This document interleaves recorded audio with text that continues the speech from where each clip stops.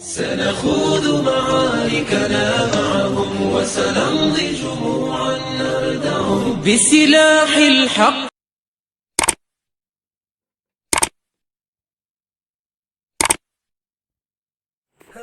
السلام علیکم viewers, welcome back to my YouTube channel.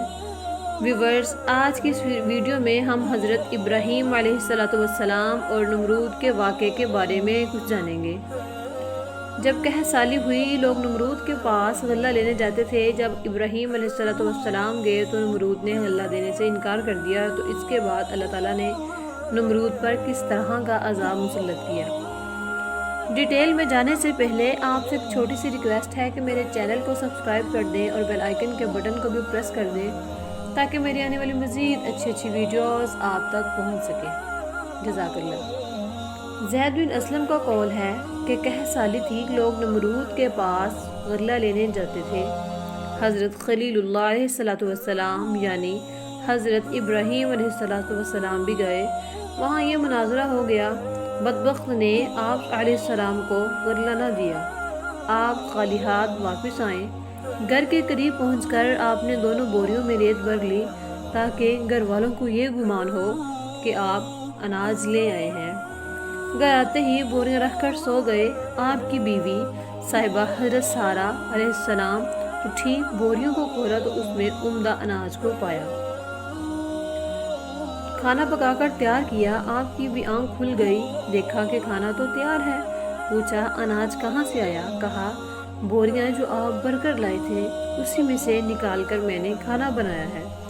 آپ سمجھ گئے کہ یہ اللہ تعالیٰ کی طرف سے برکت اور اس کی رحمت ہے. اس بادشاہ کے پاس خدا تعالیٰ نے اپنا ایک فرشتہ بھیجا. اس نے آ کر اسے توحید کی دعوت دی لیکن اس نے قبول نہ کی. دوبارہ دعوت دی لیکن انکار کیا. تیسری مرتبہ خدا تعالیٰ کی طرف سے بلاوا لیکن پھر بھی یہ منکر ہی رہا. اس بار بار کے انکار کے بعد فرشتے نے اس سے کہا اچھا تو اپنا لشکر تیار کر، میں بھی اپنا لشکر لے کے آتا ہوں.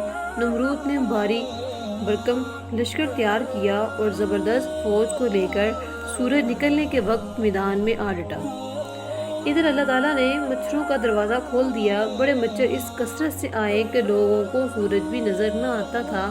یہ خدائی فوج نمرودیوں پر گری اور تھوڑی ہی دیر میں ان کا خون تو کیا، ان کا گوشت پوست سب کھاک پی گئی اور سارے کے سارے وہیں ہلاک ہو گئے. ہڈیوں کا ڈھانچہ باقی تک نہ رہا. انہیں مچھروں میں سے ایک نمرود کے ناک میں گھس گیا اور 400 سال تک اس کا دماغ چاٹتا رہا. ایسے سخت عذاب میں وہ رہا کہ اس سے موت 1000 درجہ بہتر تھی. اپنا سر دیواروں اور پتھروں پر مارتا تھا، ہتھوڑوں سے کچلواتا تھا. یوں ہی رینگ رینگ کر بدنصیب نے ہلاکت پائی.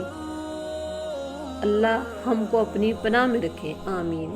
تو ویورز، یہ تھا ہمارا آج کا حضرت ابراہیم علیہ السلام اور نمرود کا واقعہ، جس نے خدائی کا دعویٰ کیا، دنیا میں جنت اور جہنم کا نظام بنانے کی ناکام کوشش کی. اللہ تعالیٰ ہم اس طرح کی فرعونیت اور نمرودیت سے محفوظ رکھے. تو ویورز، آج کی اس ویڈیو کے اختتام پر میں آپ کو 5 نصیحتیں ایسی کروں گی جو کہ آپ کو ساری زندگی کام آئیں گی. حقیر سے حقیر پیشہ. نمبر 1، حقیر سے حقیر پیشہ ہاتھ پھیلانے سے بہتر ہوتا ہے. نمبر 2، ہر اچھا کام پہلے ناممکن ہوتا ہے. نمبر 3، نفس کی تمنا پوری نہ کرو ورنہ برباد ہو جاؤ گے. نمبر 4، جس نعمت کی قدر نہ کی جائے وہ ختم ہو جاتی ہے. نمبر 5، اس راستے پر چلو جو بندے کو خالق سے ملا دیتا ہے. تو ویورز، آج کی اگر آپ کو میری یہ ویڈیو اچھی لگی ہے تو لائک کر دیں. چینل پر نئے ہیں تو چینل کو سبسکرائب کر دیجئے. Thank you. جزاک اللہ.